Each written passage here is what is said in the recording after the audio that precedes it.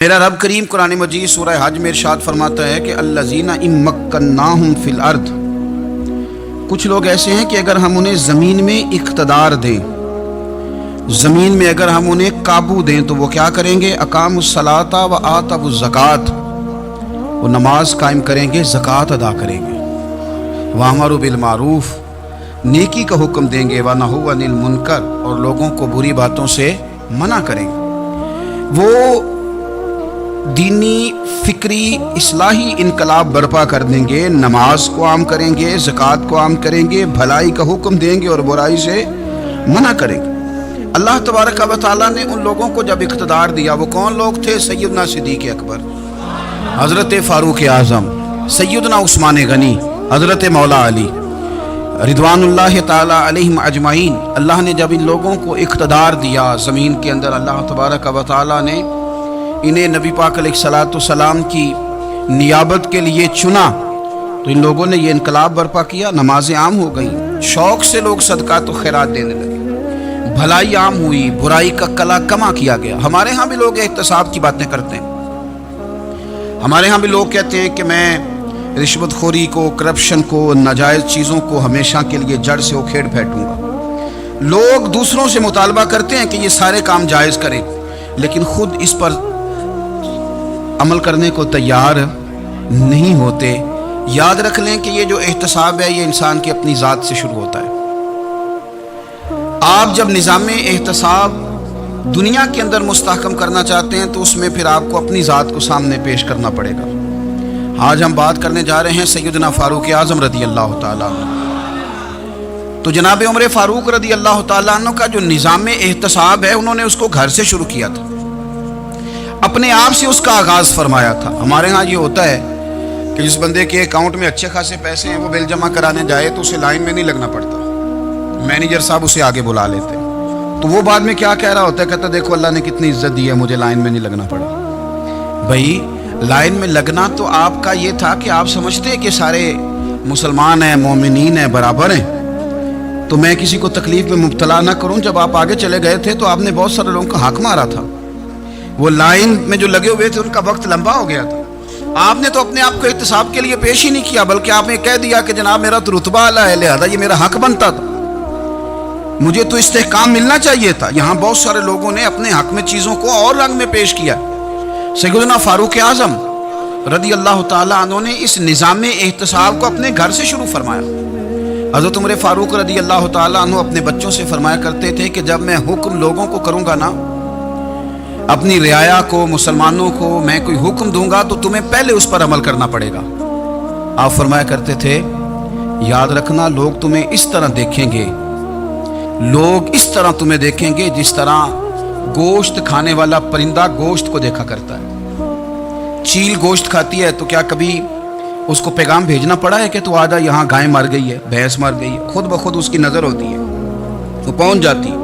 جناب عمر فرمانے لگے میرے گھر والوں، میرے بیٹوں، میری بیٹیوں، میری اہلیہ، لوگ تمہیں اس طرح دیکھیں گے جس طرح گوشت کھانے والے پرندے دیکھتے ہیں، لہذا میں جب کسی کو عمل کروں تو پہلے تمہیں اس پر عمل کرنا پڑے گا جب میں کسی کو حکم دوں۔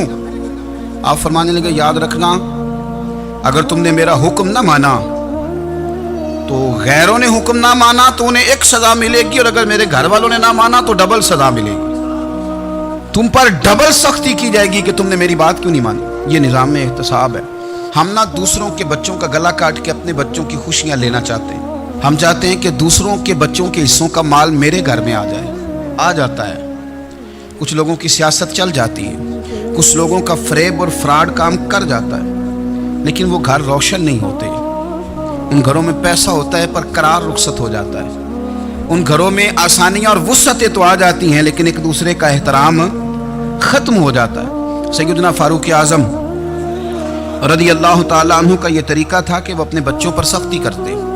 آپ ہمارے ملک میں یہ نظام ہے، موجودہ حکمران ہو یا ان سے پچھلے، بچے سب کے ملک سے باہر رہتے ہیں، یہاں رہتے ہیں تو محلات میں، باہر جاتے ہیں تو بڑی بڑی آسائشوں میں۔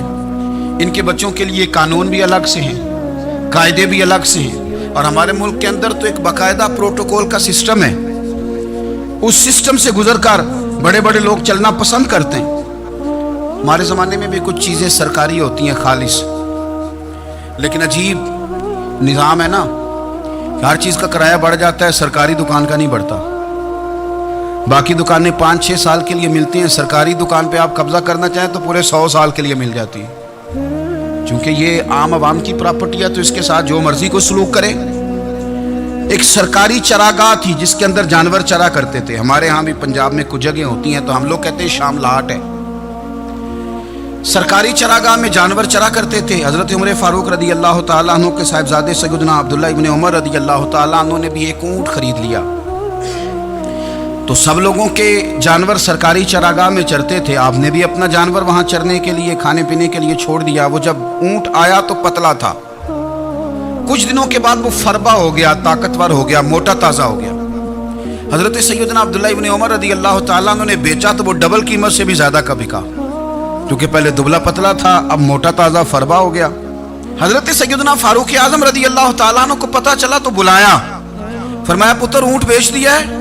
ابا جی بیچ دیا ہے۔ فرمایا کتنے کا خریدا تھا؟ اتنے کا۔ بیچا کتنے کا؟ ڈبل قیمت بتائی۔ فرمایا اس طرح کر کے اصل رکھ لے اور جو اوپر ملی ہے مجھے دے دے۔ حضور آپ نے کیا کرنی ہے؟ فرمایا میں سرکاری خزانے میں جمع کروں گا۔ حضور کیوں؟ فرمایا اس لیے کہ تیرا اونٹ سرکاری جگہ پہ چرا کرتا تھا، وہ گھاس سرکاری جگہ سے کھاتا تھا۔ حضور سب کے کھاتے؟ عبداللہ ابن عمر کہنے لگے سب کے کھاتے ہیں۔ آپ فرمانے لگے تو سب میں شامل نہیں ہے، تو امیر المومنین کا بیٹا ہے، تجھے میں یہ حق نہیں دے سکتا، تیرے اوپر تھوڑی سختی زیادہ کی جائے گی، تجھے یہ حق نہیں ملے گا۔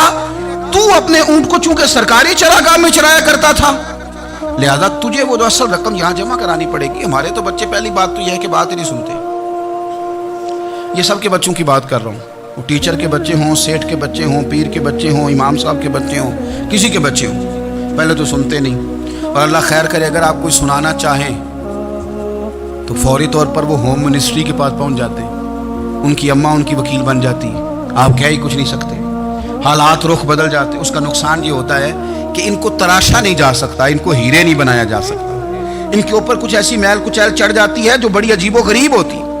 اور کچھ لوگ ایسے ہوتے ہیں جو خرابی کرنے میں بھی اپنا کردار ادا کرتے ہیں، خرابی کرنے میں، اور بڑے لوگوں سے منسلک ہونے کے لیے لوگ رستے تلاش کرتے ہیں، رستے۔